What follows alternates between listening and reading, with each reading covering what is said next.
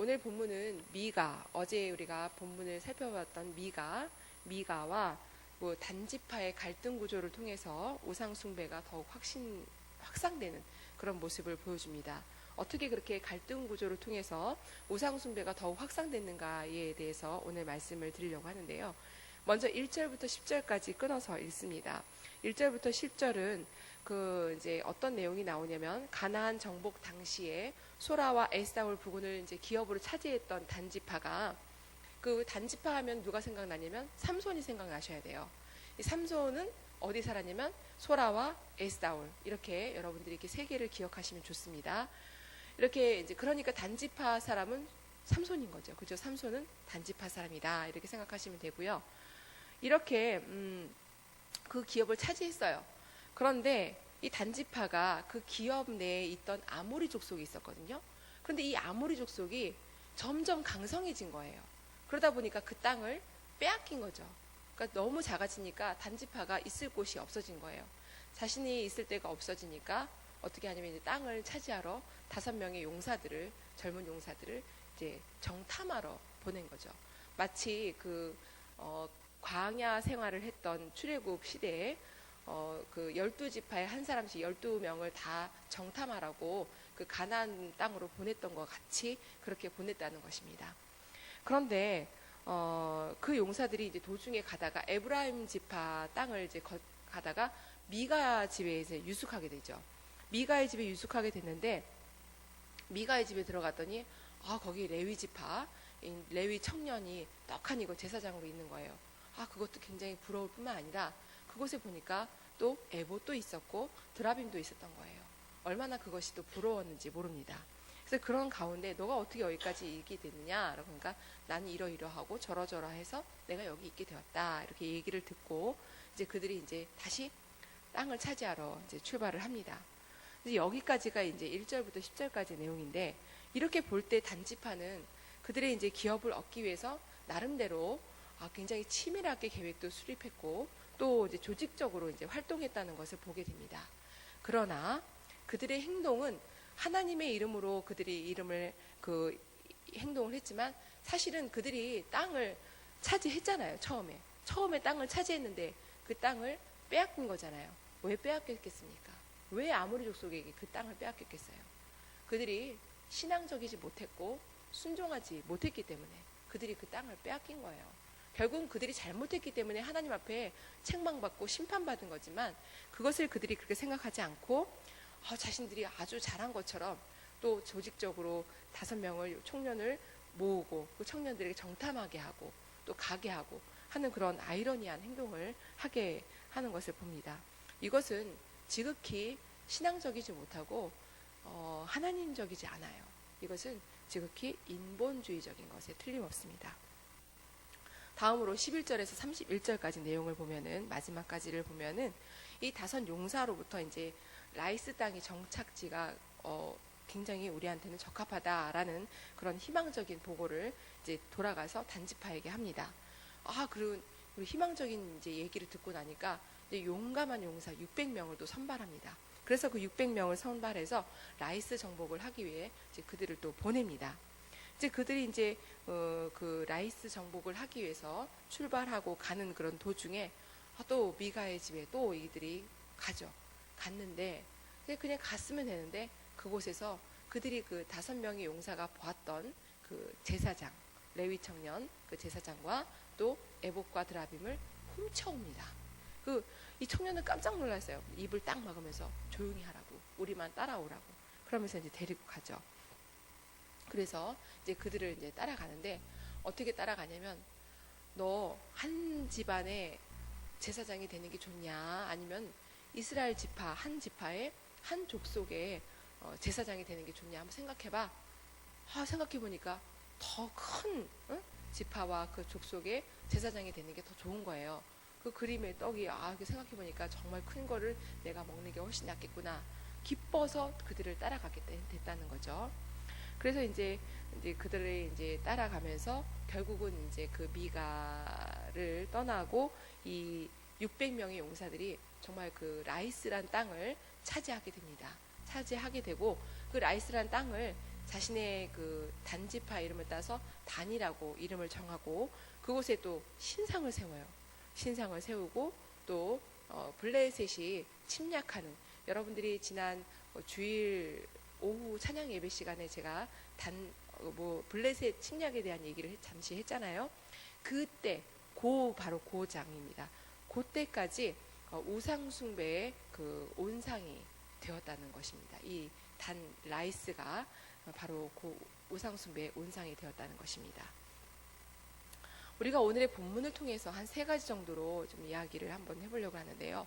첫 번째는 우리가 그 배격해야 될 것이 있습니다. 종교의 형식주의예요. 우리가 어제도 말씀을 나눴는데 종교라는 것에 대해서 우리가 이렇게 마음으로 믿어야 되는데 형식적으로 하나님을 찾는 자들이 있다는 것이죠. 아마 많은 사람들이 그럴 거예요.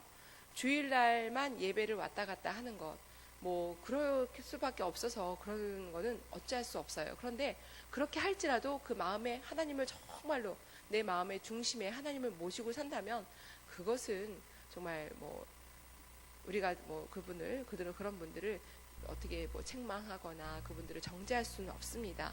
그분들 마음에 하나님을 정말 모시고 산다면 그건 우리가 책망하거나 우리가 또한 정죄할 수 있는 것은, 판단하거나 할 수 있는 것은 아무것도 없습니다.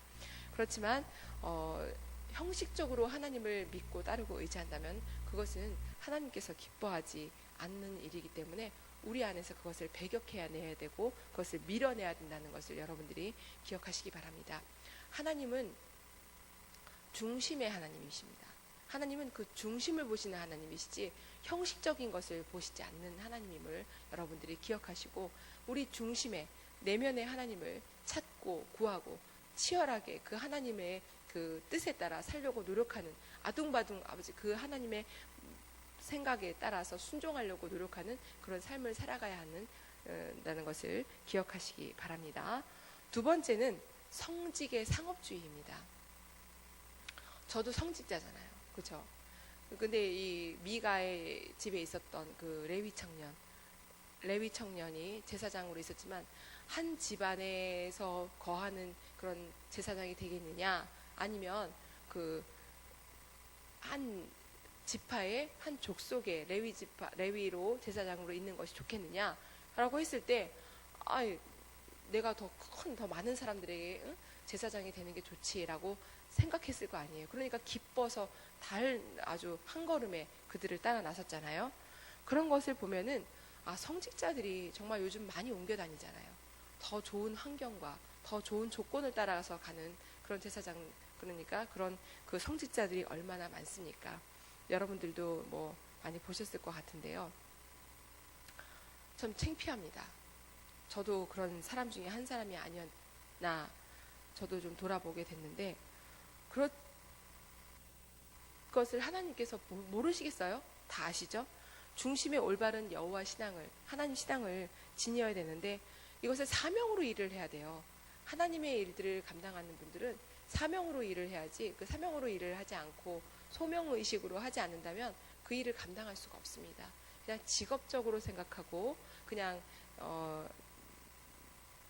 그렇게 직업적으로 생각한다면 그 일이 얼마나 그 무서운 결과를 초래하는가라는 그런 이야기가 오늘 나와요. 그 마지막 부분에 아까 읽었잖아요. 결국은 그 미가의 그 제사장 한 사람으로 인해서, 미가의 제사장 그 사람으로 인해서 그 단지파 전체가 죄를 범하는 그런 결과를 초래하게 됩니다. 한 사람의 그 지도자가 얼마나 소중한가, 그 사람이 어떻게 하느냐에 따라서 그 모든 그 백성들이 어떻게 되는가를 아주 여실하게 보여주는 그런 말씀이었던 것 같습니다. 자신의 필요와 자신의 생계 유지를 위해서 제사장이 되었던 그 미가의 그 제사장을 보면서 이 성직자들이 얼마나 조심해야 되는지, 정말 자신이 사꾼 목자가 되는지 아니면 참 목자가 되는지 이런 것들을 이 말씀을 통해서 깨달아 알았으면 좋겠다라는 생각을 해보면서 저 자신을 돌아보는 계기가 되었습니다. 마지막으로는 악인의 일시적인 형통입니다. 악인이 일시적으로는 굉장히 잘 돼 보이는 것 같아요. 사실은 그렇지만 그 뒤에는 반드시 하나님이 거기에 대해서 책임을 묻습니다. 책임을 묻고 또 거기에 대해서 그 불순종에 대해서 반드시 심판하신다는 것을 잊지 마시기 바랍니다. 우리가 죄를 짓잖아요. 죄를 지면은 죄를 짓고 용서를 구해요. 온전한 회개를 구해요. 그런데 거기에 대해서 하나님께서 용서는 하시지만 그 죄에 대한 심판은 반드시 있습니다. 그것을 여러분들이 기억하셔야 돼요. 반드시 심판을 하신다는 것을 기억하셔야 돼요. 그래서 그 죄를 짓지 않으려고 치열하게 노력해야 된다는 것을 잊지 마시기 바랍니다. 이 단지파도요, 600명, 단 600명의 군사로 그 넓은 라이스 땅을 차지했어요. 그런데 여기서 끝나지 않는다는 것입니다. 일시적으로는 형통해 보이지만 그 뒤에 하나님께서 반드시 심판하셨다는 것을 여러분들이 기억하시기 바랍니다. 그래서 죄를 얼마나 우리가 무서워해야 되는지, 그 죄를 짓지 않기 위해서 우리가 끊임없이 고군분투해야 된다는 것을 잊지 마시기 바랍니다. 세 가지를 기억하시고 우리가 종교를 형식적으로, 우리가 예수를 형식적으로 믿지 않기를 바라고요. 정말 또 악인의 그런 일시적인 형통함에 따르지 않기를 원하고, 또 우리가 지금 모세와 같은 지도자를 우리가 정말 모시기를 위해서 우리가 이 시간 기도하고 있잖아요.